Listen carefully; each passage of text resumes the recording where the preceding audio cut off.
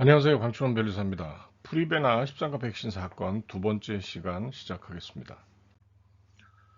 지난번에 설명드렸을 때는 요 13가 백신과 관련된 제형 특허 그리고 조성 특허 요 두 개의 특허에 대해서 무효 심판이 청구돼서 제형 특허에서는 SK 바이오사이언스가 이겼지만 조성 특허에서는 무효시키지 못해가지고 이 특허가 살아 있었기 때문에 이 특허의 기초에서 특허 침해 소송이 제기됐고 또 무역위원회 제소까지 돼서 여러 가지 문제가 있었다라는 말씀드렸고, 이제 오늘 설명드릴 내용은 지난번에 설명드린 거는 이 무효 사건에 대해서 먼저 여러분들한테 설명을 드리고, 그 이유는 이 침해 소송 사건을 이해하려면 이 특허의 어떤 기술적 특징이나 무효에서 무엇이 쟁점이 되었는지를 여러분들이 이해해야 되기 때문에 먼저 이 무효 심판 사건을 지난번에 설명을 드렸고, 이번에 이제 침해 소송에 대한 설명을 드릴 것인데, 이 침해 소송의 쟁점이 이렇게 크게 네 가지가 있었어요. 직접 침해에 해당하느냐, 오늘 설명드릴 이 간접 침해에 해당하느냐. 이 간접 침해라는 게 의학 분야에서는 자주 나오는 이슈는 아닌데, 이 백신에서 처음으로 이제 이런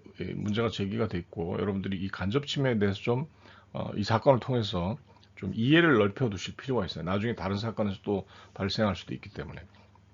그리고 세 번째 쟁점은 이 한국의 제네릭사, 이 SK 바이오사이언스가 러시아의 제네릭사에다가 라이센스 계약을 통해서 완성 백신을 제공을 하고, 그것도 무상으로 제공한 뒤에 우리나라가 아니라, 우리나라 영내가 아니라 러시아에서 이 임상시험을 실시했을 때 이게 과연 연구 또는 시험적 사용에 해당돼서, 우리 특허법에 그런 규정이 있어요. 특허권에 효력이 미치지 않는다는 규정이 있거든요. 임상시험 하는 거는. 요거에 해당하느냐. 그러니까 이것도 재밌는 거죠. 무상 제공했다는 게 하나의 포인트고, 또 하나의 포인트는 우리나라 국내에서 실시된 게 아니라 외국에서 실시된 거고, 또 재밌는 거는 이걸 제조한 SK 바이오사이언스가 임상시험을 한 게 아니라 러시아 제넥사가 임상시험을 수행했는데, 과연 이런 경우에 한국의 특허 등록된 거와 관련해서 이 연구 또는 시험적 사용에 해당해서 이게 특허권에 효력이 미치지 않느냐. 아주 재밌는 사례인 거예요. 네 번째 쟁점은 이제 부정경쟁방지법 상의 부정경쟁에 해당하느냐. 이게 크게 이제 네 개의 쟁점이 있는데, 오늘 설명드릴 내용은 주로 이 간접 침해와 연구 또는 시험적 사용에 대한 내용을 위주로 이제 설명을 드릴 겁니다. 자, 전체적 사안의 개요를 설명드리면, 특허권자는 와이어스 LLC라고 하는 다국적 제약사고, 이 특허 침해 소송의 원고가 되겠죠. 침해 소송을 제기한 사람. 그리고 그 상대방, 침해 소송의 피고, 그리고 무효 심판을 청구했던 사람, 저 회사는 SK 바이오사이언스예요. 지난달에 설명드린 대로 이 SK 바이오사이언스하고 이 러시아의 나노렉이라는 제넥사가 라이센스 계약을 맺고, 이 SK 바이오사이언스가 국내에서 허가를 받은 13가 완성 백신, 완전히 다 이제 제품화된 완성 백신의 생산 기술을 이전하겠다는 것 하나, 그리고 두 번째, 러시아에서 이 13종 원액, 그러니까 이게 지난번에 제가 설명드렸죠. 완성된 백신은 애주번트나 여러 가지 관련된 것들을 다 조합해서 완전히 주사할 수 있는 상태까지 완전하게 만들어진 완성 백신이고, 이 13종 원액은 그렇게 백신 제재화되기 전에 개별적인 단백질 접합된 원액이란 말이에요. 각각에 대한 거. 요거에 대한 제조 허락, 그리고 이 기술 이전, 이 관련된 완성 백신을 만들기 위한 기술 이전, 그리고 임상 또는 비임상하기 위한 13종 원액하고 완성된 백신을 제공한다. 이런 형태의 라이선스 계약을 맺고, 이 러시아의 나노렉은 SK 바이오사이언스가 무상으로 수출한 13종 원액과, 이따가 설명드리겠지만 이 무상이라는 의미가 큰 의미가 있어요. 나중에 판결의 내용을 보면 이게 만약에 무상이 아니라 유상이었다면 결론이 다르게 나왔을 수도 있을 거예요. 자, 무상으로 수출한 13종 원액, 이거는 백신을 완성하기 전 단계에 뭐 어떻게 보면 개별 백신 원료가 되겠죠. 그리고 이거를 다 애주번트까지 해서 완전히 제품한 완성 백신, 요 두 개를 가지고 러시아 나노렉이 러시아에서 의약품 허가를 받기 위한 임상시험을 실시했을 때, 근데 이건 실제로 제조나 판매된 건 아니에요. 자, 이런 상황에서 이 와이어스 LLC 특허권자가 SK 바이오사이언스의 특허 침해 소송을 한국에서 제기한 거예요. 한국에서. 요 특허 1298053호라고 하는 요 13가 백신에 대한 특허를 기초로 한 침해 소송을 제기했는데, 자, 1심인 서울중앙지법에서는 특허 침해라고 결론이 났고, 제품 폐기해라, 그리고 가집행도 가능하다, 이런 결론이 나왔는데, 특허법원, 대법원에서는 침해가 아니다라고 결론이 났어요. 굉장히 이런 식 결론이 바뀐 것들은 여러분 유심히 보셔야 된다 그랬죠. 그 이유와 왜 그런지 주변 상황들을 잘 파악을 하실 필요가 있어요. 다음에 다른 어떤 사건을 대비하기 위해서 개별적으로 판단의 내용을 보면 직접 침해에 대해서는 1심에서는 침해라고 했는데 특허법원 대법원에서 침해가 아니라고 했어요. 그리고 이 간접 침해와 관련해서는 판단하지 않았어요. 1심에서는. 뭐 직접 침해니까 굳이 뭐 간접 침해까지 판단할 이유가 없었다고 보이고 특허법원하고 대법원은 간접 침해로도 침해가 아니다라고 판단을 했고 또 이 연구 또는 시험적 사용, 시험적 실시에 해당하면 이게 특허권 효력이 미치지 않게 되는데 1심의 서울중앙지법은 이건 연구 또는 시험적 실시에 해당하지 않아서 특허 침해에 해당한다라고 판단했는데 이에 비해서 특허법원하고 대법원은 러시아에서 비록 러시아의 나노렉이라고 하는 외국 회사가 실시했다 하더라도 이거 허가받기 위한 임상시험이니까 이건 연구 또는 시험적 시용, 시험적 실시, 시험적 사용에 해당해서 특허 비침해다. 그리고 부정경쟁 방지법에 대한 것도 아니다. 근데 이 1심과 2심, 3심에 이따가 이제 판단 내용을 제가 구체적으로 설명드리겠지만 제일 중요한 키포인트가 뭐냐면 이 백신의 혼합 공정. 여기 지금 13종 원액. 지난번 시간에 제가 설명드린 거 개별적인 단백 접합체 원액이 있고 이것들을 뭐 애조먼트까지 해서 완전히 백신을 완성한 게 이게 구별된다고 그랬죠. 이 개별 원액에서 완성 백신을 이렇게 만드는 거, 요거를 백신 혼합 공정을 1심은 사소한 공정이라고 봤어요. 이건 뭐 그냥 단순히 혼합하면 되는 거 아니냐 이런 식으로. 근데 이에 비해서 특허법원하고 대법원은 이 개별적인 13종 원액에서 백신을 완성하는 것 자체는 굉장히 전문 지식이 필요하고 과정이 그렇게 단순하고 사소하거나 간단한 조립이 아니다. 따라서 이건 침해가 아니다. 그러니까 이따가 설명 들어보면 아시겠지만 가장 중요한 판단의 어떤 차이점은 이거예요. 1심에서는 이 13종 원액 여기서 완성 백신을 만드는 걸 굉장히 사소하고 단순하다고 봤고 특허법원하고 대법원은 아니 이건 바이오 의약품에 관련된 거라 사소하거나 간단하다고 볼 수 없다. 자, 이런 가장 근본적인 차이 때문에 최종적인 결론이 바뀌었어요. 자, 한번 설명을 드려볼게요.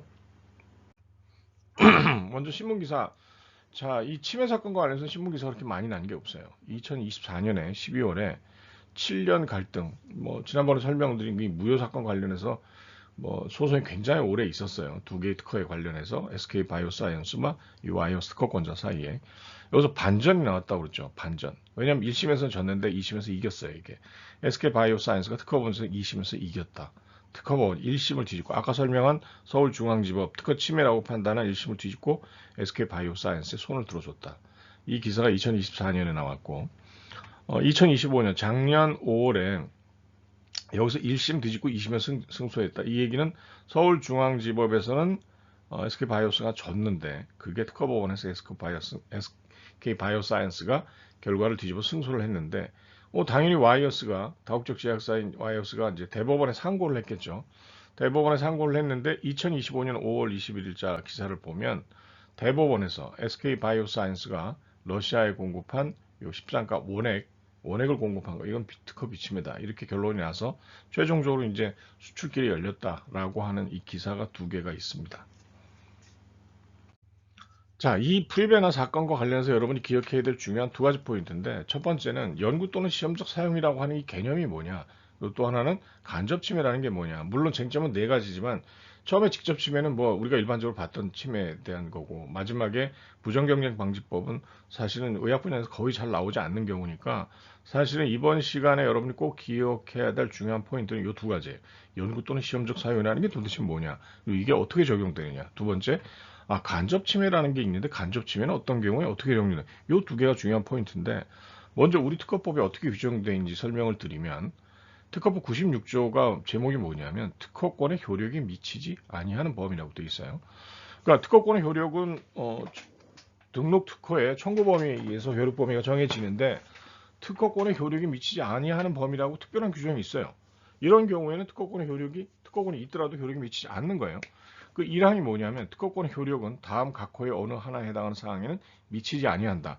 1호, 2호, 3호 세 가지가 있는데 이 세 가지 경우에는 특허권의 설령 유효하게 설정 등록되어 있다 하더라도 그 특허권의 효력이 미치지 않는 거예요. 첫 번째가 뭐냐면 연구 또는 시험을 하기 위한 특허 발명 실시. 자, 이거의 원래 취지는 뭐냐면 설령 특허 발명이 예를 들어 비행기가 있다고 칩시다. 그럼 비행기가 있으면 그 비행기를 개량하기 위해서 그 비행기를 연구하는 것 또는 시험하기 위해서 뭐 날려보거나 제조해보거나 이런 거는 그 특허 발명, 비행기에 대한 특허 발명이 있다 하더라도 그건 침해가 아니에요. 연구 또는 시험. 왜냐하면 특허라는 게 산업 발전을 위한 건데 자기가 좀 더 개선하기 위해서 특허를 한번 실시해서 만들어가지고 연구 또는 시험을 위해서 실시하는데 이게 문제가 되느냐? 전혀 문제가 안 되죠. 자, 그런데 문제는 뭐냐면 요 가로가 쳐 있어요. 연구 또는 시험에 가로가 갇혀 있어요. 이게 일본 특허법이 이렇게 안 돼 있어요. 일본 특허법엔 요 가로하는 규정이 없습니다. 우리나라 특허법에만 있어요. 제가 약품학과장 할 때 이 가로하는 규정을 집어넣게 됐는데, 자, 가로안에 뭐라고 돼 있느냐? 약사법에 따른 의약품의 품목허가, 품목신고 및 농약관리법에 따른 농약의 등록을 위한 연구 또는 시험을 포함한다. 이렇게 돼 있어요. 자, 이걸 왜 집어넣느냐? 자, 여러분 한번 생각을 해보세요. 이따가 다른 슬라이드 구체적으로 설명드릴 건데, 자, 여러분이 제네릭 의약품을 만들려고 해요. 근데 특허 의약품이 있잖아요. 그러면 제네릭 의약품을 만들려고 하면 생물학적 동수함 시험이나 비교육청 시험을 해야 된단 말이에요. 그러려면 여러분이 특허 발명하고 동일한 걸 확인대상 발명, 여러분 회피 제품을 만들어야 될 거 아니에요. 더군다나 물질 특허가 있다면 그 물질 특허에 해당하는 걸 갖고 여러 가지 시험을 해봐야 될 거 아니에요. 근데 문제는 아까 얘기했던 비행기가 특허 등록이 돼 있을 때 비행기를 만들어서 테스트하는 경우와 달리 이 지금 약사법에 따라서 그 생동을 위해서 의약품, 제네릭 의약품을 만든다든지 또는 농약관리법에 따라서 농약의 제네릭을 이제 연구 또는 하는 경우에는 이거는 일반적인 연구 목적이라기보다는 완전히 커머셜 유즈예요. 상업적 용도잖아요. 내가 제네릭 의약품 허가받기 위해서 만드는 거니까. 그러면 과연 이런 식의 제네릭 의약품 만들기 위해서 특허 발명을 시험해 보는 게 연구 또는 시험에 해당하느냐. 이거 갖고 논란이 굉장히 많았어요. 90년대에. 일본도 그렇고 미국도 그렇고. 그래서 아예 적극적으로 여기다 넣은 거예요. 이 제네릭 의약품 허가받기 위해서 특허 발명 실시하는 거는 연구 또는 시험에 해당한다라고 적극적으로 넣고 일본은 그냥 최고재판소 판례로 그냥 유지하고 있어요. 근데 우리는 아예 법에다 넣었어요.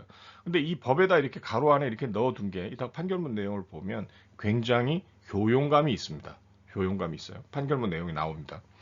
자, 또 다른 사례가 국내 통과하는데 불과한 선박, 뭐 러시아 선박이 잠깐 부산항에 머물다 갔다. 근데 그 선박 안에 어떤 특허 발명이 있다. 이거는 특허권의 효력이 미치지 않아요. 자, 출원을 한 때부터 이미 국내에 있었던 물건, 이거에도 특허권 효력이 미치지 않아요.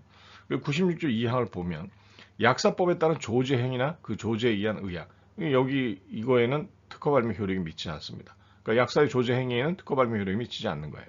자, 이게 연구 또는 시험에 관련된 우리 특허법의 규정이고, 자, 두 번째, 이 중요한 학습 포인트는 간접 침해. 간접 침해는 말 그대로 직접 침해가 아닌 게 간접 침해일 텐데, 그럼 도대체 어떤 게 간접 침해냐? 우리 특허법 127조에 보면 침해로 보는 행위라고 되어 있어요. 침해로 보는 행위. 그러니까 이 얘기는 뭐예요? 원래 침해는 아닌데 침해로 간주하는 행위라는 거죠. 다음 각호의 구분에 따른 행위를 업으로서 동그라미 치시고 하는 경우에는 특허권 전용 실시권을 침해한 것으로 본다. 법문에서 본다라고 하는 거는 간주하는 거예요. 그러니까 원래는 아닌데 특허 침해로 간주한다는 거예요. 자, 1호하고 2호 두 개가 있는데 특허가 물건의 발명인 경우와 특허가 방법의 발명인 경우가 두 가지로 나누어져 있고 물건의 발명인 경우에 물건의 생산에만 그 특허가 물건의 발명인데 그 특허 물건의 생산에만 사용하는 물건. 자, 말이 어렵죠. 이따가 구체적인 사례를 보면 여러분이 이해하실 수 있어요.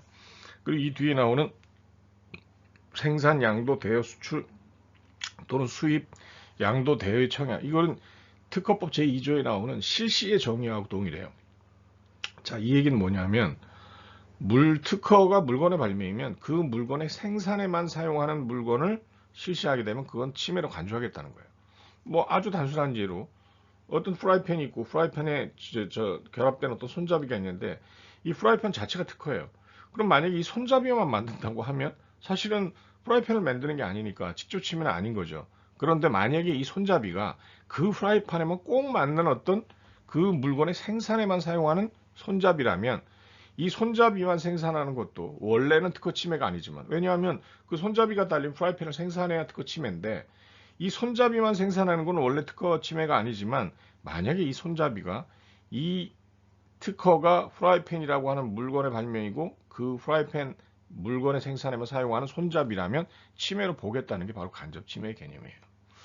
자, 요 두 가지 포인트를 좀 더 지금 법문만 봐서는 여러분들 잘 이해가 안 갈 거예요. 제가 구체적인 사례를 들어서 설명을 드릴 거고요.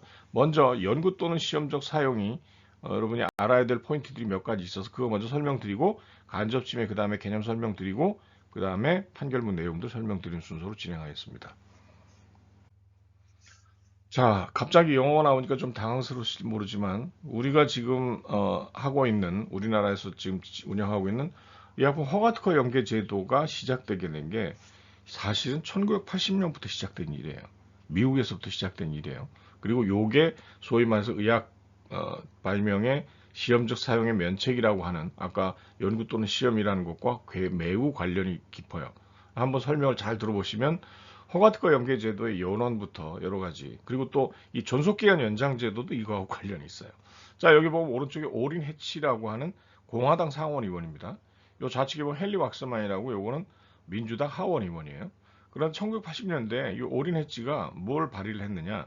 페이턴트 텀 리스토레이션 액트라고 하는 거를 발의를 했어요. 이 개념은 뭐냐면 존속기간 연장해 주자는 거예요. 의약 발명 같은 경우에 임상시험하고 FDA 허가받느라고 시간이 많이 낭비가 돼서 결국은 페이턴트 텀 20년이라고 하는 기간에서 상당 기간이 잠식이 돼버리니까 그 특허 기간을 리스토레이션 해주자 라고 하는 최초의 법안이 1980년에 오린 해치 의원에서 발의가 됐어요. 그리고 그 당시에 80년대에는 미국에서는 제네릭 의약품 허가를 받을 때 신약하고 거의 동등한 정도의 임상시험을 다 해야 허가를 받을 수 있었어요. 그 당시에는.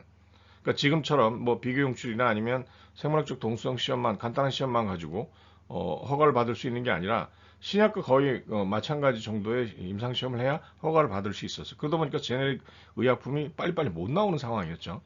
그러니까 이 민주당의 하원이었던 헨리 왁스만 의원이 드럭 프라이스 컴피티션 액트라고 하는 걸 83년에 발의를 합니다. 이 내용은 뭐냐면 소위 말해서 엔다, Abbreviated New Drug Application이라고 하는 이 엔다라고 하는 제도를 도입을 해서 제네릭 의약품을 이미 신약에 의해서 안전성이나 유수성이 확보된 거 좀 쉽게 생물학적 동수성 시험만 해서 바로 허가를 내주는 방법을 하자라는 법안이 이거예요.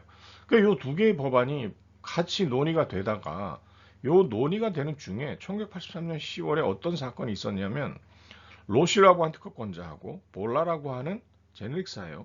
이 지방법원에서 특허 침해 사건이 있었는데 이 당시에는 이 제네릭사가 이 볼라라고 하는 제네릭사가 제네릭 허가 받으려면 당연히 이 로시의 특허권을 갖고 있는 어떤 제품을 만들어서 임상시험을 해야 될 거 아니에요.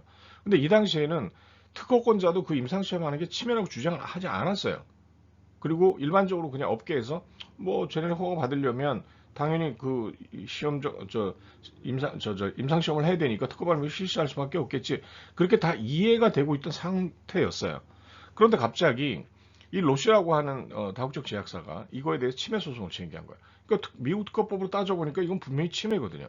별도의 명문의 규정이 없으니까. 특허권이 설정 등록되어 있는데 제닉사가 갑자기 내 특허 발명 실시한다? 허가도 받지 않고. 근데 이 소송에서 지방법원에서 not infringement, 특허 침해가 아니라고 판결이 이미 1심에서 났어요. 1심에서. 자, 그러던 와중에 요 날짜가 아주 재밌는데 1984년 4월 4일 날 요 두 개의 법안, 드럭 프라이스 컴피티션 액트하고 페이턴트 텀 리스토레이션 액트가 같이 통합돼 가지고 이 법안이 초안이 나옵니다. 이건 초안이 나온 거예요. 드럭 프라이스 컴피티션 앤 페이턴트 텀 리스토레이션 액트라고 해서 요때 초안이 나오는데 여기에 뭐가 포함되어 있었느냐? 익스페리멘탈 유즈 익셈션이라고 하는 규정이 포함되어 있었어요. 이게 뭐냐면 이렇게 볼라가 특허권 존속 기간 중에 제네릭 허가받기 위해서 하는 임상시험은 특허 침해가 아니다. 이건 시험적 사용의 면책이다. 라고 하는 게 아예 포함이 되어 있었어요.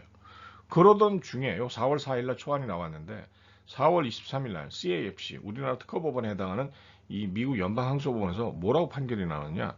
아까 로슈 볼라 이거 침해 아니라고 그랬잖아요. not infringement라고. 근데 이게 침해라고 결론이 난 거예요. 그러니까 결과가 뒤집어진 거예요. 이때. 근데 해필이면 이 두 개의 법안이 합쳐서 초안이 나왔던 시점 요 바로 뒤에. 그래서 이 2심 판결이 나오면서 이제 굉장히 논란이 많았죠. 그래서 미국 의회에서 뭐 여러분들 아시겠지만 미국 의회에서 로비는 정상적인 절차예요.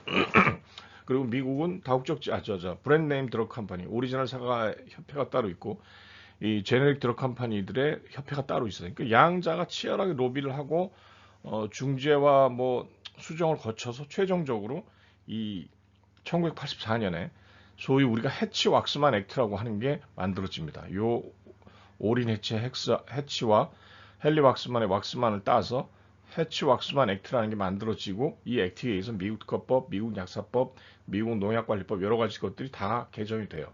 그러고 난 뒤에 2003년에 이거의 일부 개정이 있는 법이 이렇게 만들어지게 됩니다. 제가 이 설명을 왜 드렸느냐? 자, 여기 experimental use exemption이라고 하는 개념을 여러분들이 이해하실 필요가 있어서 이 설명을 드렸어요. 요 볼라가 로슈의 특허권이 살아있는 상태에서 단지 제네릭 의약품 허가받기 위해서 하는 임상시험은 침해가 아니다라고 하는 규정이 바로 experimental use exemption이라는 개념이고, 이게 우리나라 법에는 특허권의 효력이 미치지 않는 범위, 그리고 연구 또는 시험적 사용 이런 개념으로 들어오게 된 거예요. 근데 이 일이 있었던 게 1980년대부터 있었던 거예요. 자, 1984년에 이 해치왁스만 액트가 만들어지면서 결국은 어떤 식으로 이 균형을 맞췄냐면, 제네릭 의약품 쪽 입장에서 보면 엔다라고 하는 절차가 도입이 됩니다. 제네릭 의약품 허가 절차가 굉장히 빨라졌죠.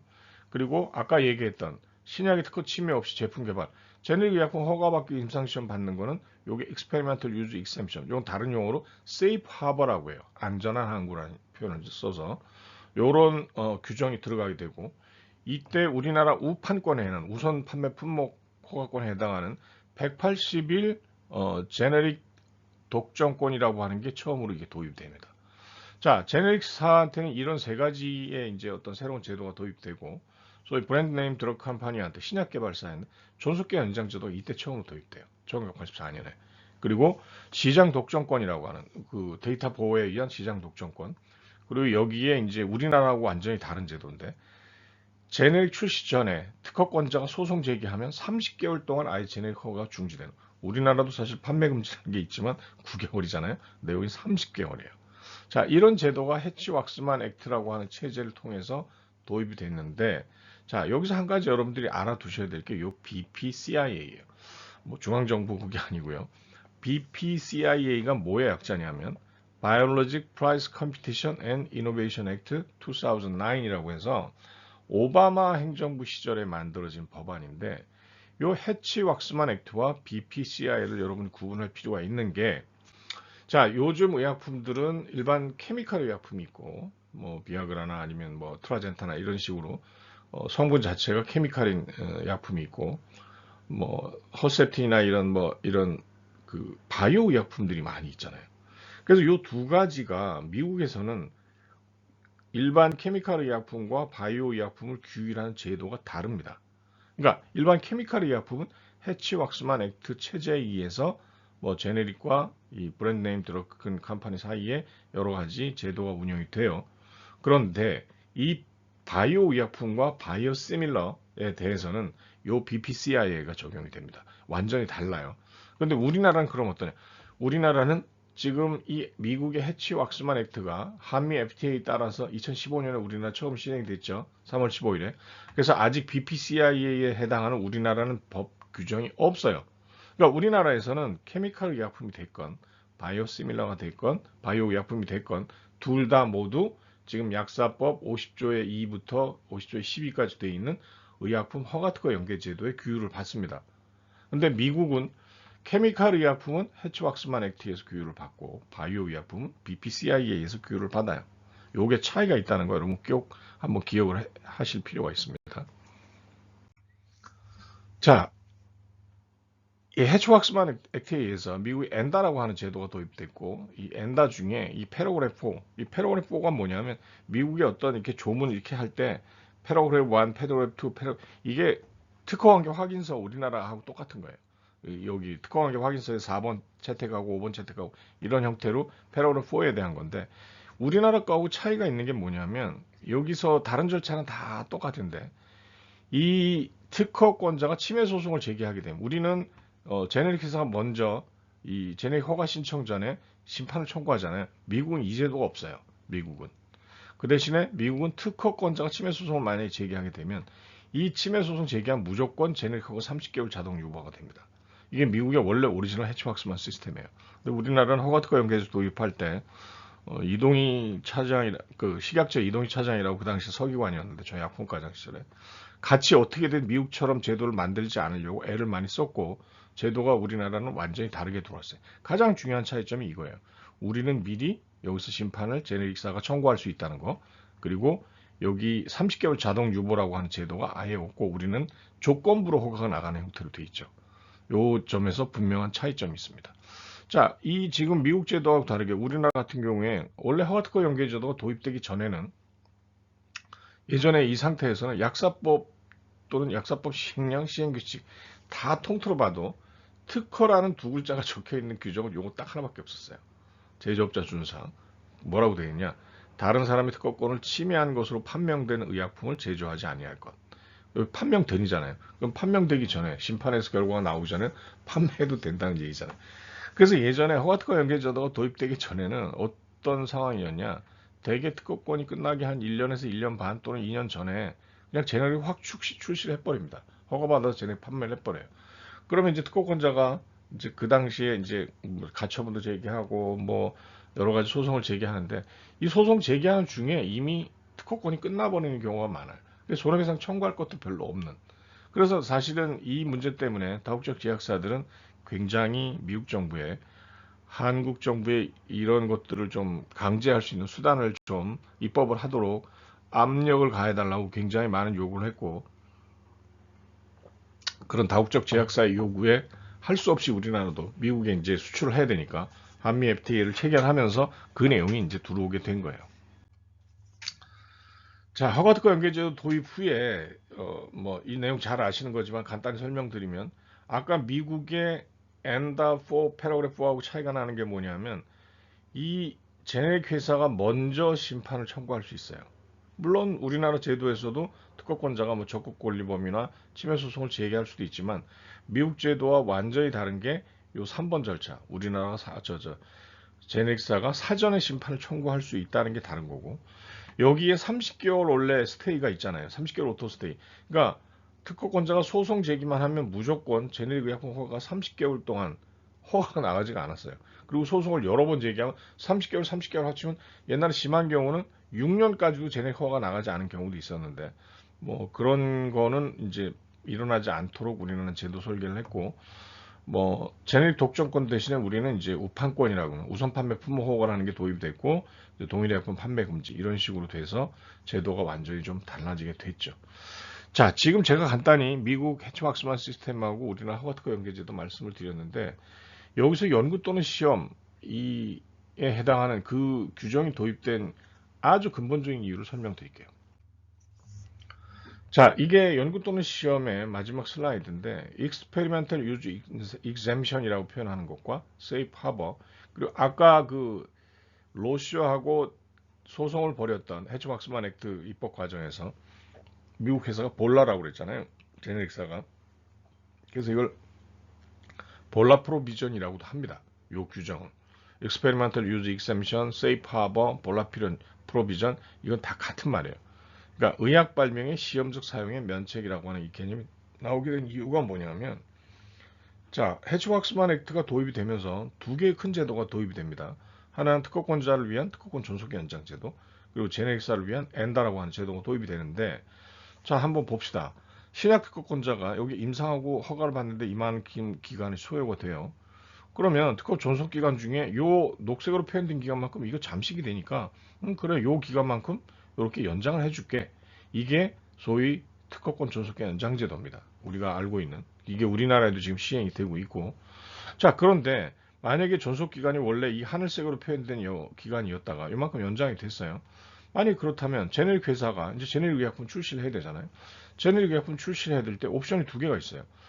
제네릭 의약품 허가를 받기 위해서도 생물학 정동 시험이 됐건 비교용출 시험이 됐건 간단한 임상을 해야 되고 그 임상을 하려면 이 특허 발명을 실시할 수밖에 없잖아요. 합성해서 원료를 통해서 제품을 만들어야 되니까. 자, 이럴 때 이 화살표 여기서 할 수도 있고 이 존속 기간 중에 아니면 이 존속 기간 더하기 연장 기간 요 다음에 해야 된다. 만약 요때 해야 된다. 자, 그러면 이때 하면 문제가 없죠. 요때 하면 임상을 요때 해서 미리 준비하고 있다가 딱 요 연장기한 끝난 요때부터 판매를 하기 시작을 하면 이 특허권 침해가 아닌 게 되겠죠. 근데 문제는 요 시기에 했던 임상시험을 위해서 특허 발명을 실시할 수밖에 없는 거. 뭐 예를 들어서 생동을 하기 위해서 대조약으로 특허 발명을 실시할 수밖에 없는 이런 것들은 침해로 보면 침해로 볼 수도 있는 거잖아요. 아까 저 미국 CFC 판결처럼. 자, 이게 무서워서 만약에 제네릭하고 임상을 요 원래 존속기간 더하기 연장기간 끝난 이 기간에 해라 라고 만약에 한다면 요 기간에 한다면 그럼 요 기간만큼 실질적으로 연장이 또 연장되는 게 되잖아요. 이 기간이 원래 특허권 존속 기간에 연장이 됐는데 여기다가 만약에 요때 제네기사가 임상시험 못하고 생동 못하고 이 연장기간 다 끝나고 이때서 생동을 해라라고 하면 이 기간만큼 이 연장기간이 또 부당하게 연장되는 이런 문제가 발생을 하니 좋다 그러면 요때 하지 말고 요때 제네릭 의약품 허가를 받기 위한 임상을 하는 거를 이게 특허권 침해가 아닌 거로 해줄게. 그래서 아까 말씀드린 연구 또는 시험적 사용 가로에다가 의약품 허가 또는 농약 등록을 받기 위한 시험은 그 연구 또는 시험에 포함한다. 이 규정을 아예 넣은 거예요. 이게 바로 소위 연구 또는 시험에서 이 의약 특허 발명의 시험적 사용 면책이라는 개념이 나오게 된 가장 기본적인 이유입니다. 이렇게 연장되는 걸 막기 위해서 부당하게 연장되니까. 자, 시험적 사용 또는 연구 또는 시험적 사용은 여기서 설명을 마치고 이제 간접 침해라는 걸 설명드릴게요. 간접 침해는 의학 분야에서 자주 나오는 게 아니기 때문에 한번 들어보시기 바랍니다. 자, 간접 침해가 먼저 뭔지 물론 직접 침해 반대말이겠지만 indirect infringement라고 해서 특허 발명의 모든 구성 요소를 실시하진 않나 직접 침해의 전 단계에 해당하는 예비적 방조적 행위를 특허권 침해로 의제하는 제도. 의제한다는 얘기는 간주한다는 제도예요. 자, 원래 직접 침해라고 하는 거는 이 구성요소 완비의 원칙에 따라서 이 구성요소 완비의 원칙은 특허 발명의 구성요소를 모두 실시해야 침해지 일부라도 빼고 실시하면 침해가 아니라는 원칙이 구성요소 완비의 원칙이에요. 특허 발명 청구 범위에 기재된 모든 구성요소를 권한 없이 뭐 예를 들어 실시권이나 이런 거 받는 거 없이 업으로서 실시하는 행위는 이건 특허권 직접 침해가 됩니다. 우리가 일반적으로 얘기하는 침해 판단에서 이게 바로 직접 침해가 되는 거죠. 그런데 이 간접 침해는 특허 발명의 구성 요소 일부만 실시하더라도 아까 제가 프라이팬에 이 프라이팬 자체하고 손잡이에서 손잡이만 실시하더라도 이 손잡이가 전용물이라고 하는 어떤 요건을 만족한다면 전용물을 생산 양도 등하는 이런 거는 침해로 의제를 하겠다. 특허 침해로 보겠다 이거죠. 자, 직접 침해에 대한 어떤 권리 규제의 실효성을 좀 확보하기 위해서 이 제도가 도입이 됐는데 목적은 두 가지예요. 자, 특허권 보호를 좀 실효성 있게 하자. 일부만 시행을 하더라도 그게 예비적이나 특허 침해 방조적 행위가 된다면 그거를 좀 특허 침해로 봐서 특허 침해의 어떤 권리 구제를 좀 실질적으로 가능하게 하는 게 낫지 않겠냐라는 의미의 실효성 확보 측면이 하나가 있고 두 번째는 이 실효성 확장을 하기 위해서 이 간접 침해를 도입을 했지만 이게 제한 사항이 많아요. 그러니까 이 간접 침해를 가지고 인정되는 게 생각보다 그렇게 많지 않습니다. 그래서 전용물이라는 개념을 도입을 한 거예요.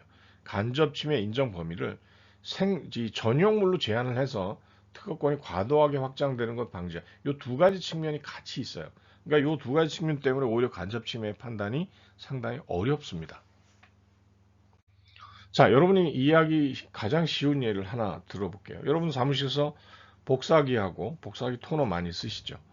예전에 이 사건이 아주 유명한 사건이 이 복사기 토너, 재생 토너 사건인데 감광 드럼 카트리지, 뭐 그냥 우리 흔한 말로 재생 토너 사건인데 자, 프린터가 있고 레이저 프린터가 있고 삼성에서 나온 오리지널 이 토너 카트리지가 있어요. 그런데 어떤 사람이 뭐 여기 보면 이제 이렇게 토너 카트리지만 여기 보면 200L이라는 모델의 K200L이라고 재생 토너를 가지고 이렇게 파니까 이 삼성전자가 이거 소송을 걸었던 사건이에요. 90년대 후반에 걸었던 사건인데 이 가오 발명이라는 건 우리가 소유권법에서 요즘은 이제 확인 대상 발명이라는 용어를 쓰지만 예전에 이 확인 대상 발명이라는 용어 대신에 이 가오 발명이라는 용어를 썼어요. 그러니까 이게 한마디로 얘기하면 침해 제품이라고 보시면 돼요. 요거를 확인 대상 발명을 해서 소유권법을 걸었던 사건인데 이때 결론이 어떻게 나느냐? 이거는 간접 침해다라고 결론이 났어요. 자, 판결문 내용을 보시면 특허 발명의 본질적 구성 요소에 해당하고 다른 용도로는 사용되지 아니하며 일반적으로 널리 쉽게 구할 수 없는 물품으로서 당해 발명에 관한 물건의 구입 시 이미 교체가 예정되어 있었고 특허권자에 의해서 그런 부분이 따로 제조 판매가 되고 있다면 이런 물건은 특허권에 대한 이른바 간접 침해에서 말하는 특허 물건의 생산에만 사용하는 물건이다.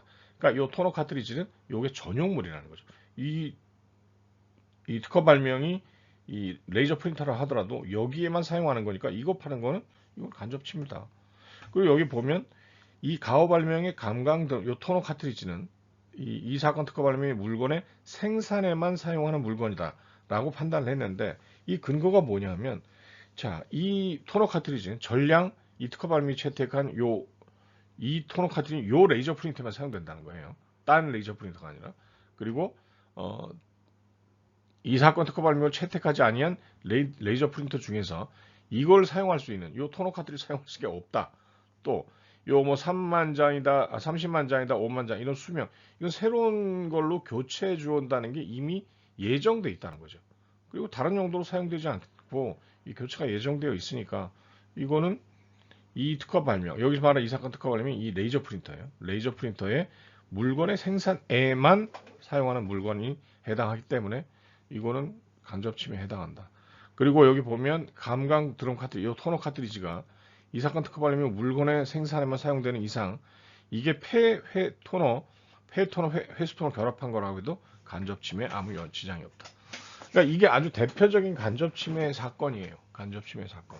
그러니까 주로 기계장치 같은 쪽에서 많이 나왔는데 이 지금 백신에서는 의학 분야에서 이 간접 침해 사례가 나온 아주 특이한 케이스입니다. 자, 이 간접 침해에 관련 특허법을 보면 특허법 127조에 이렇게 규정이 되어 있는데 업으로서 하는 경우라고 되어 있고 물건의 발명, 방법의 발명이 있는 경우로 되어 있고 여기 에만이라고 하는 거에 여기 의미가 있어요. 자, 키워드를 가만히 보시면 생산에만 이게 지금 13가 백신이 물건이잖아요. 물건이 발명이니까 13가 백신의 생산에만 자, 에만의 의미는 전용물이라는 개념이에요. 사회 통념상 다른 용도가 없는 13가 백신을 다른데 뭐 먹는 데 쓰거나 다른 주사에 쓰는 게 아니잖아요. 그러니까 이건 전용물이라는 개념이고 업으로서 뭐 침해는 항상 업으로서요. 개인적, 가정적 실시는 침해 대상이 되지는 않아요. 그리고 생산량도 대여 수입 여기에 수출도 이제 들어갔죠. 요번에 실시가 개정되면서 그리고 여기 중요한 포인트가 이거예요. 국내 생산. 국내 생산. 사실 법문에는 국내 국외에 대한 구분이 없습니다. 근데 우리 대법원 판례가 요 다가 이제 대법원 판례인데 속지주의. 자, 제가 늘 여러 차례 말씀드린 적 있죠. 여러분이 운전면허증 한국에서 따면 한국에서만 하지 미국 가서 또는 유럽 가서 별도로 운전면허증 따야 된다고 그랬잖아요. 그게 지역주의고 속지주의라고 그랬잖아요. 자, 이 특허권은 속지주의예요. 지역주의라고요. 그러니까 한국에서 특허권 행사하려면 한국에서 특허 등록을 해야 되고 미국에서 하려면 미국에서 특허 등록 별도로 해야 돼요. 그러니까 이 지금 속지주의 원칙에 따라서 이건 국내 생산에만 한정되지 외국에 생산되면 이건 간접 침해가 성립되지 않는다. 이게 일반적이었어요. 여기서 중요한 포인트가 하나가 또 있습니다. 이 속지주의 원칙. 자, 이 다음 봉합사 사건이라는 과거에 있었던 사건에서 이게 좀 예외적으로 판단된 게 있는데 이 백신에서는 과연 그게 어떻게 판단되는지 그걸 한번 보세요. 자, 간접 침해의 주요 요건이 이 전용물에 대한 판단 기준, 사회적, 경제적, 상업적으로 통용될 수 있는 다른 용도가 없어야 된다는 거, 그리고 간접 침해에 해당되는 유형이 이렇게 세 가지가 있다는 거, 그리고 제약산업과 관련해서 한 가지 여러분들이 주의해 보셔야 될 게, 요 원료의약품 측면과 제조 공정이라는 측면에서 요 전용물 또는 간접 침해 유형을 유심히 보실 필요가 있는 게, 특정 염이나 결정 특허가 있는 경우에 어떤 원료, 이게 과연 전용물에 해당할 수 있는지, 그리고 또 프로드럭이나 또는 최종 제형화, 타정 직전의 어떤 블렌드 같은 경우에 이 혹시 전용물에 해당할 여지가 없는지 이런 것들을 많이 보셔야 돼요. 이런 사항들이 요즘 많이 발생하는 것 같아요, 실제.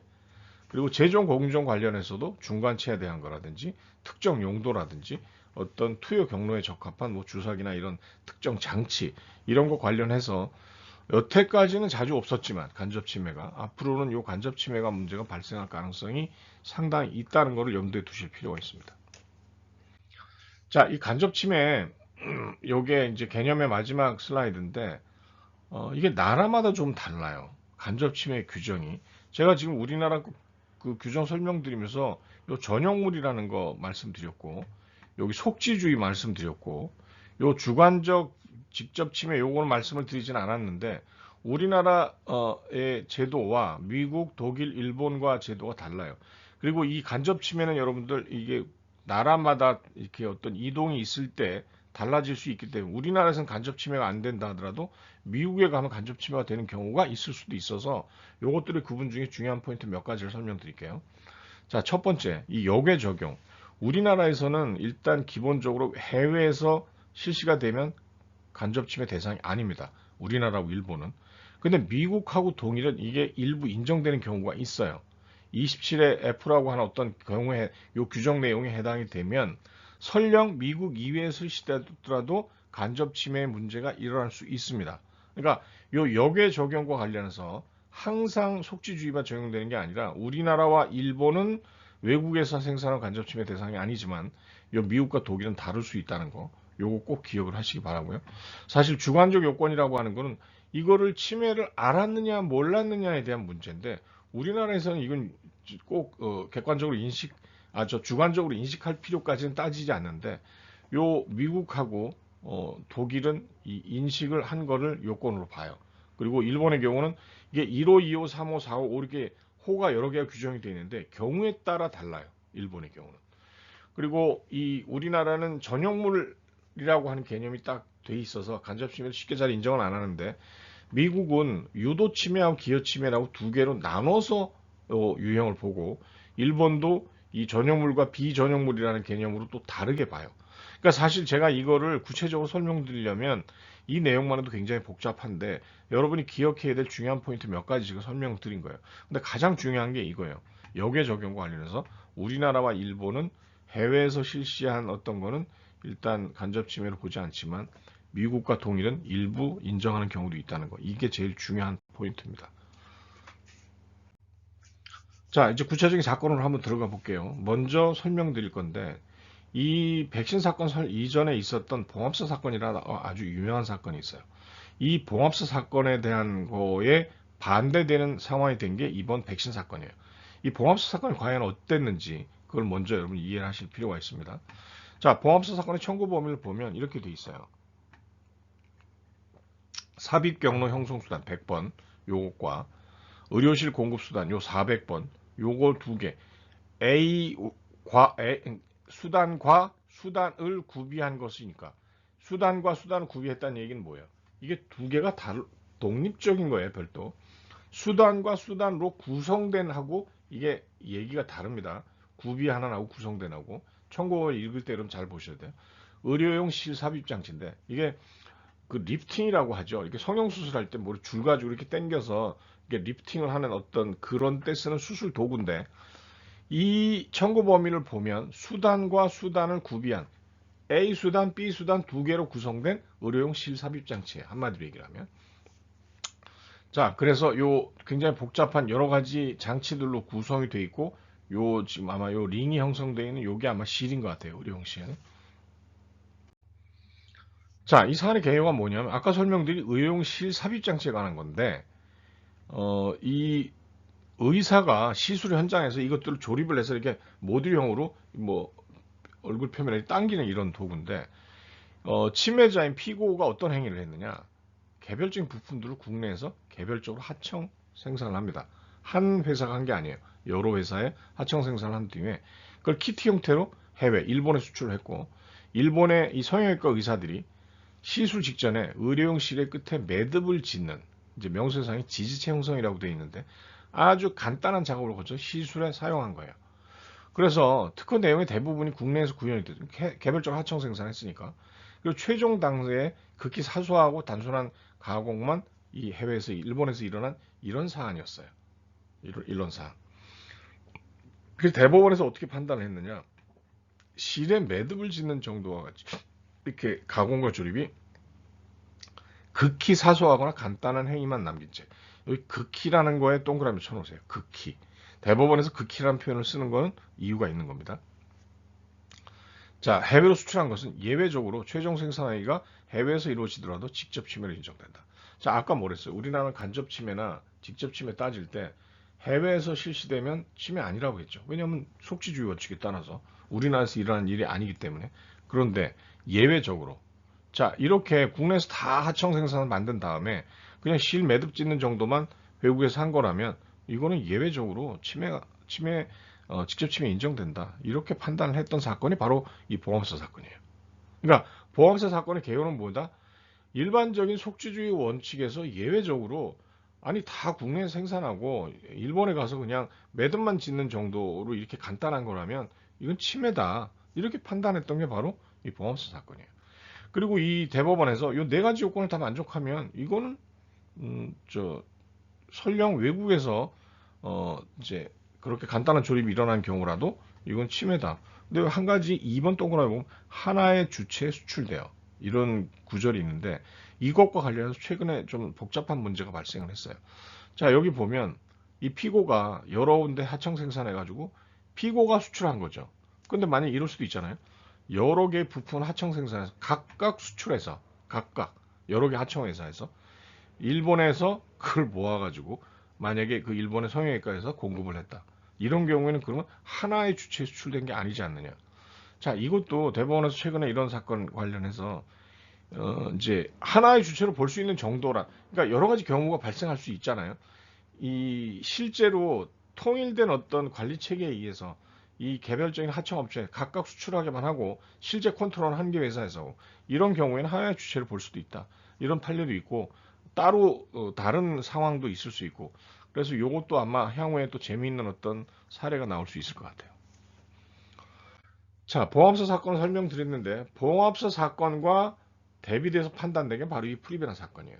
아까 보험사 사건에서는 그냥 매듭 짓는 정도의 간단하고 극히 간단하고 단순한 조작이었잖아요. 근데 이 프리베나 사건은 뭐예요? 개별적인 원액들은 국내에서 만들어졌는데 그리고 그것들이 이제 임상시험 하기 전에 그 러시아의 나노렉이라는 회사에 가서 실제 최종적으로 완성 백신. 그러니까 13종 원액이라는 개념은 개별적인 것들이에요. 그리고 완성 백신은 여기에 어주번투고 다른 어떤 여러 가지 결합되는 것이 다 완성된 백신. 이걸 완전히 구분되는 거예요. 이 두 개가. 자, 이럴 때 과연 이렇게 13종의 원액을 혼합한 게 단순 혼합이냐? 아까 봉합사 사건처럼. 아니면 이 바이오 의약품이라서 특별한 기술적 의미가 있는 거냐? 이거에 따라서 판단이 달라지게 되는 그런 결과가 나오게 돼요. 자, 이 프리베나 사건의 쟁점은 직접 침해, 간접 침해, 연구 또는 시험을 위한 실시, 부정 경쟁 행위 이렇게 크게 네 가지인데 여기 보시면 직접 침해와 관련해서는 요 13종 원액은 아직 백신 완성 백신 만들어지기 전에요. 이 13가 면역 원성 조성물 이게 완성된 백신인 거죠. 요걸 과연 요 반제품 형태로 수출한 게 직접 침해로 볼 수 있는지 그리고 요 간접 침해, 이 과연 이게 전용품, 이 13종 원액이라고 하는 게 이 완성된 백신이 아닌 단계가 이게 과연 전용품이라고 봐서 간접 침해에 해당하는지, 그리고 또 러시아에서 허가를 받기 위한 이 시험을 한 게 과연 어떤 그런 예외적 사유에 해당되는 연구 또는 시험적 사용에 해당돼서 특허 권한 효력이 미치지 않게 되는지, 그리고 부당 경쟁 행위, 상거래 관행이나 경제질서에 반하는 어떤 부정 경쟁 행위에 해당하는 이 네 개가 쟁점이었어요. 자, 1심 판결에서는 최종 결론은 침해한다고 판단이 됐어요. 침해한다고. 그리고 여기는 이제 13종 원액 생산에 직접 침해를 인정했는데 아니 13종 원액이라는 거 아직 백신이 만들어지기 전 단계예요. 개별적인 겁니다. 이 13종 원액은 대상 특허에 실시한 유효 성분을 모두 포함하고 거의 반제품에 해당하고 이 혼합 공정은 이건 기술적으로 난이도가 낮다. 그러니까 이 1심 서울중앙지법은 이 바이오 의약품의 특성을 이해하지 못하고 13종 원액 그냥 단순 혼합하면 되는 거 아니냐. 그래서 이건 극히 사소하고 간단한 공정에 불과하니까 아까 그 봉합사 사건처럼 개별적으로 다 만들어서 그냥 수출해가지고 이 매듭만 짓는 이런 정도 하고 여기 13종 원에 혼합하는 건 마찬가지다. 이렇게 해서 이거 뭐 직접 침해다. 그리고 막 간접 침해 따져볼 필요도 없는 거고 또 연구 또는 시험에 대해서도 인정을 하지 않았는데 그 이유는 아니 SK 바이오사이언스하고 이 나노렉이라고 하는 게 어떤 실질적 지배 종속 관계나 이익 공유가 존재해야만 연구 또는 시험에 예외가 인정될 수가 있는데 이건 단순히 공급했고 연구 또는 시험은 또 러시아에 나눠내게 했고 이거를 이런 어떤 실질적인 지배 정속 관계나 이익 공유 관계라고 볼 수 없으니 이거는 연구 또는 시험적 사용에 해당하지 않는다. 따라서 침해에 해당한다. 이렇게 판단을 했어요. 그리고 부정경쟁 행위에 대해서는 아예 판단도 안 했고. 자, 2심에서 이제 특허 부분에서 어떻게 판단했는지 한번 보겠습니다. 자, 특허 부분에서 처음으로 이 청구범위 해석과 관련해서 여러분 유심히 보실 필요가 있어요. 청구범위 1항에 폐렴국은 백신으로 사용하기 위한 13가 면역 원성 조성물은 이 13가 혈청 모두에 대해서 면역 원성을 다 가지는 이런 다당류 단백질 접합 조성물을 의미하는 그러니까 완성 백신으로 이해를 한 거예요. 청구범위 해석을 요 13가 면역 원성 조성물이라고 하는 걸. 그리고 13가 면역 원성이라는 이 작용 효과는 이것들을 유기적으로 결합시켜 조성물로 완성됐을 때 실제 13가 백신이라 나오는 것이지 13가 원액이 그 각각 있는 거를 그냥 단순히 뭐 설탕물 섞듯이 섞는다고 해서 나오는 게 아니지 않느냐. 따라서 대상 특허가 이 보호하고자 하는 대상은 13종 원액 이거는 섞기 전이에요. 각각 개별적인 거. 13종 원액이라는 구성 요소가 결합한 13가 면역 원성을 구현한 최종적인 조성물, 최종적인 백신이지 이 공공의 영역에 있는 13가 원액 자체가 아니다. 여기서 공공의 영역이라는 말이 나오는 이유는 뒤에서 다시 설명드릴게요. 추론 경과에서 그런 문제가 좀 있었어요. 자, 이 청구범위 해석에서 여러분 주시 보셔야 될 게 뭐냐면 특허법원은 청구범위에 폐렴구균 백신으로 사용하기 위한 13가 면역 원성 조성물을 어떻게 해석했느냐? 완성 백신으로 본 거예요. 완성 백신. 그냥 13종 원액 이거의 단순 혼합물이 아니라 여기에 어즈번트나 아니면 특별한 어떤 기술적인 요소가 가입이 돼서 최종적으로 완성된 완성 백신이라는 거죠. 자, 아까 설명드렸던 이 봉합사 판결의 예외적인 범위. 왜 예외적이었냐? 원래 침해는 우리나라에서 일어나야지 침해지. 만약에 외국에서 실시행위가 일어나면 그건 침해가 아니거든요. 속지주의 원칙에 따라서. 그럼에도 불구하고 이 봉합사 판결의 경우에는 국내에서 하청 생산한 거 다 모아가지고 일본으로 보낸 다음에 일본에서 단순히 이렇게 매듭 짓는 정도로만 했다면 원래는 그거는 속지주의 원칙에 따르면 침해가 아니지만 왜냐하면 일본에서 실시행위가 있었으니까 여기서 예외적인 법리라고 하는 거는 아니 다 국내에서 하고 단순한 조작만 외국에서 했다면 이 경우에는 예외적으로 속지주의 원칙에 벗어나서 그건 특허권 침해다 이렇게 판단했던 거예요. 그게 소위 말하는 봉합사 판결의 예외적인 법리라는 건데 이건 특허법의 대원칙, 속지주의 원칙이라고 하는 대원칙의 중대한 예외인 만큼 요 마지막 단계의 가공 조립이 극히 사소하거나 간단한지 이 여부를 따질 때, 뭐 매듭을 짓는다든지 간단한 거 따질 때 대법원이 극히라는 용어를 사용한 데는 아주 엄격하고 신중하게 판단돼야 된다. 여기서 13종 원액을 이거를 혼합해서 최종적으로 13가 면역 원성 조성물인 완성 백신을 만드는 것과 이 봉합사 판결에서 단순히 매듭을 짓는 것하고는 다른 것이다. 이렇게 청구범위 해석을 했습니다. 두 번째, 직접 침해를 부정한 게 특허법원은 이런 이유들을 대면서 13종의 개별 원액을 혼합해서 13과 면역 원성 조성물 이게 13과 완성 백신이에요. 완성 백신을 만드는 것은 결코 사소하거나 간단하지 않다. 자, 첫 번째 1번 보면 이 개별 원역의 이런 어떤 특징이나 이런 것들을 보면 백신의 혼합 공정은 매우 중요하고 기술적으로 복잡한 공정이다. 또 두 번째, 이 혼합 공정에서 이 변수들을 잘 통제하고 최적의 혼합 조건 확립을 유지하기 위해서는 정밀한 공정 관리도 필수적인데 이게 이런 걸 다 훈련까지 제공하고 나노력에 이런 기술 자료가 있는 걸 보면 이게 단순하지 않은 거 아니냐. 아까 봉합사에서 그냥 매듭을 짓는 거하고 다르다. 자, 세 번째 보면 제약사마다 고유의 생산, 이 바이오 의약품들이 되게 그렇잖아요. 이게 뭐 제가 처음 설명드릴 때 붕어빵이 아니라 빈대떡처럼 이렇게 배양이라 다른다는 거. 보편적으로 적용과는 표준 공정이라는 게 바이오 의약품에 있을 수가 없다.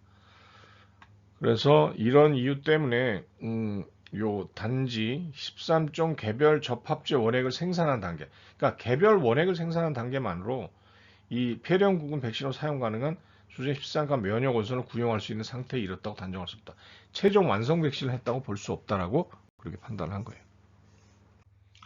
자, 간접침해 관련해서 뭐 아까 원칙, 대원칙, 특허권의 속지주의 원칙상 생산에만 사용하는 물건의 생산은 국내 생산을 의미하는데 이건 국외에서 러시아에서 일어난 거니까 이전 단계가 국내에 이루어져도 간접침해 성립할 수 없다는 아까 2014-42110 판결 이거에 따라서 뭐 간접침해는 아니다. 그리고 부정경쟁 방지, 부정경쟁 행위 관련해서 요 원래 이 특허가 출원되는 과정에서 심사 경과에서 최종적인 그 면역 원성 조성물 완성 백신은 특허를 부여받았지만 요 개별적인 원행에 대한 거는 심사 과정에서 그 삭제를 통해서 진보성이 없다는 이유로 스스로 권리를 포기했다. 그러니까 의식적 제외에 해당하는 거기 때문에 이건 공공영역에 속하는 것이다. 그러니까 13.5년 개별에 대해서 그 권리를 주장할 수 없다. 그러므로 이건 부정경쟁 방해, 부정경쟁 행위에 해당하지 않는다. 이렇게 판단을 한 거예요. 자, 특허법원 판결 네 번째. 여기서 이제 이게 이제 시험적 사용과 관련해서 아까 얘기했던 96조 제1항 1호 이거 관련해서 특허법원에서는 피고 SK바이오사이언스가 나노렉에 4차례 공급한 완성 백신이 이거 러시아에서 품목 허가를 받기 위한 어떤 이 시험에 사용됐다는 게 객관적 자료를 통해서 입증이 됐고 또 사업적 판매가 유통용이 아니라고 하는 게 공급 당시에 명확하게 밝혔고 또 여기서 연구 또는 시험 위에 다른 목적으로 사용했을 만한 뭐 판매를 했다든지 판매 뭐 광고를 했다든지 이런 증거를 만약에 특허권자가 제출했다면 얘기가 다른 그런 증거도 내가 없지 않느냐. 그러니 이 13가 완성 백신 생산하고 공급 행위는 이 연구 또는 시험에 해당된다. 자, 여기서 여러분이 한 가지 주의해서 보셔야 될 게 그거예요. 이 사업적 판매나 유통용이 아님을 공급 당시에 명확히 했다. 이거 제가 무역위원회 자문해 주다가 그걸 알았는데 아예 라벨에 붙어 있어요. 이제 난 커머셜 유즈라고 하는 게 이 SK 바이오사이언스가 러시아에 나노르게 보낼 때 그러니까 여러분들도 나중에 혹시라도 이런 상황이 벌어지는 어떤 뭐 제품의 수출이나 이런 관련되고 이런 침해 문제가 있을 것 같다라고 하면 난 커머셜 유즈나 아니면 뭐 그 리서치용이라고 하는 거에 대한 표기를 하고 안 하고가 이런 침해 문제가 나왔을 때 굉장히 중요한 어떤 주장의 근거가 될 수 있다는 걸 꼭 기억하시기 바랍니다. 자, 특허법원 판단에 어떤 세 가지 근거를 제시했는데 첫 번째는 실시자와 연구 주체의 분리 허용. 자, 실시자와 연구 주체. 실시자는 누구냐면 SK 바이오사이언스가 되겠죠. 완성 백신을 얘가 만들었으니까. 그 연구 주체는 시험을 러시아 나노렉이라는 회사에 했으니까 연구 주체는 나노렉이 됐을 거예요. 그런데 요 96조 1항 1호 이 예외 조항에 보면 연구 시험의 주체와 실시자가 동일할 것을 요건으로 규정하고 있지 않다. 별도의 그런 규정 없잖아요. 그냥 약사법에 따라서 허가를 받는 임상시험은 효력이 미치지 않는다. 이렇게만 돼 있으니까. 그리고 또 이제 분업이 국제적인 분업이 보편화된 현실을 고려하면 이게 실시자는 SK 바이오사이언스고 연구 주체는 러시아 나노렉이라 하더라도 이거는 이 시험적 사용에 예외가 적용되는 걸 배제하는 건 부당하고 입법 취지에도 반한다. 그러니까 96조항에 별도의 이 제한한 규정이 없다 이거예요. 자, 두 번째 보면 연구 또는 시험 장소 불무.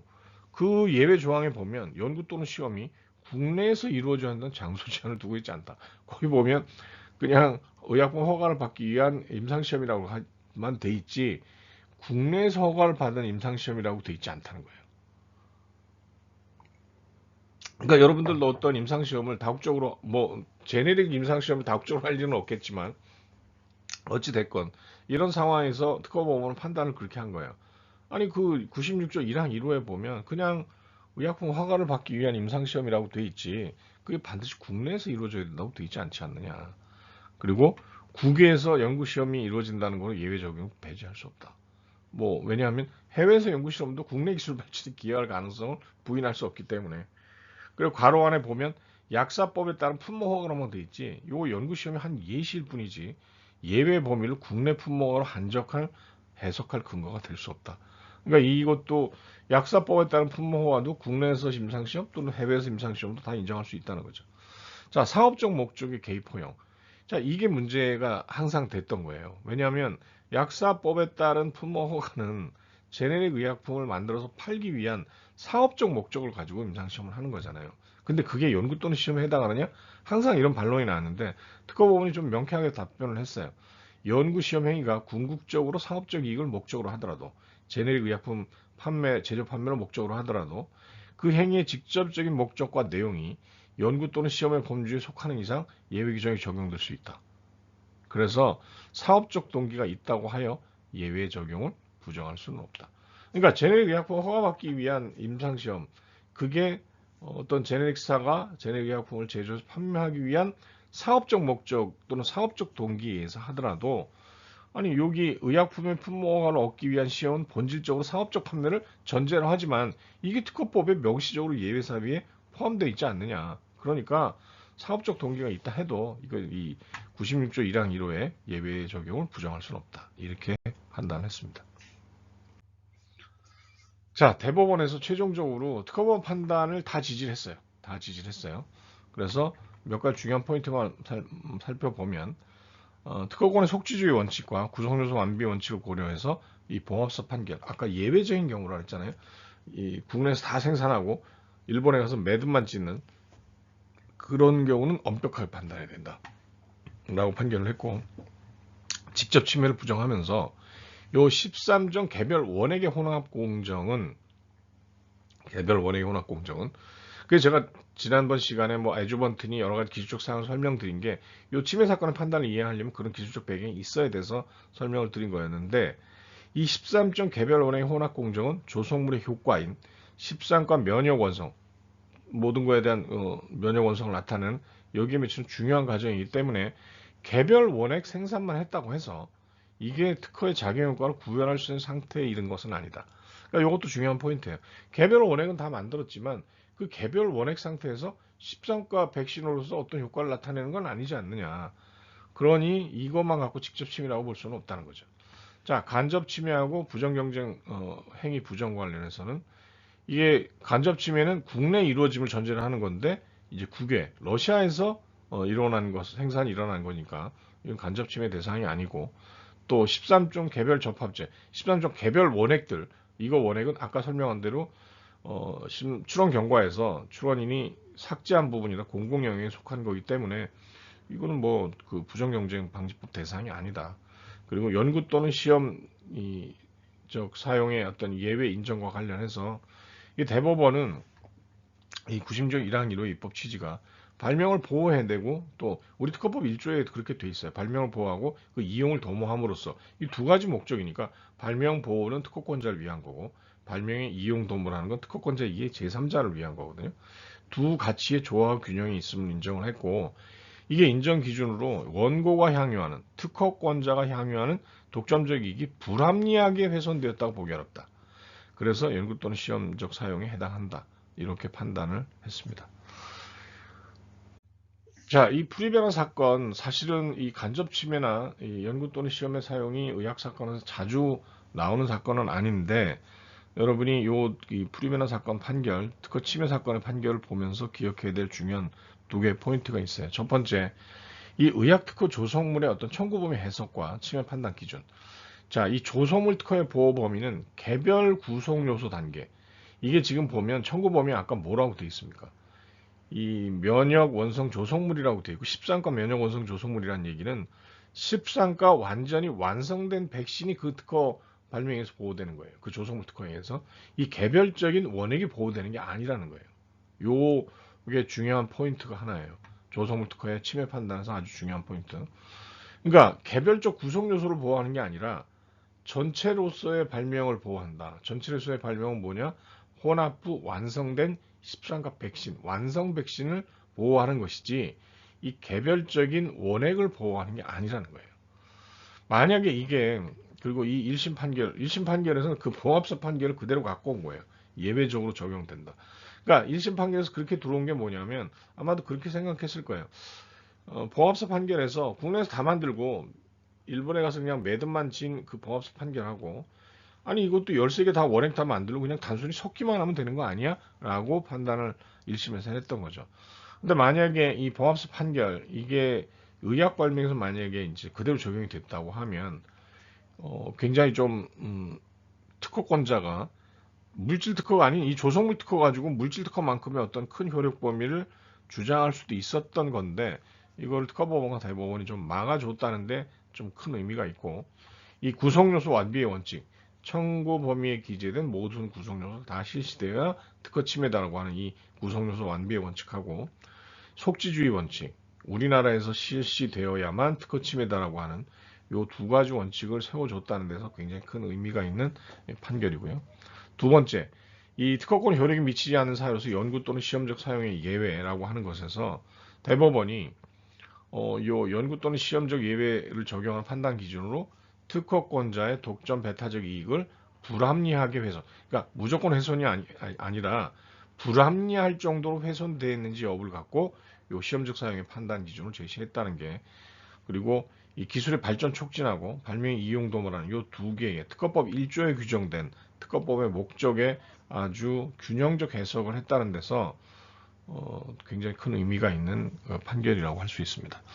요 판결이 여러분이 이제 흔히 의학 사건에서 볼 수 없는 간접 침해 또는 연구 또는 시험적 사용의 예외라고 하는 좀 특이한 주제에 관련된 사건이었는데, 앞으로도 이런 사건이 일어날 가능성이 꽤 있어요. 왜냐하면 이제 어떤 물건의 국제적 이동이 많이 일어나고 있고 의약품의 원료나 또는 반제품의 이동이 일어날 수도 있기 때문에 앞으로 다른 어떤 제품과 관련해서 이런 문제가 발생했을 때 이 사건을 꼭 좋은 레퍼런스로 참고하시기 바랍니다. 자, 이번 강의 여기서 마치도록 하겠습니다. 다들 수고하셨습니다.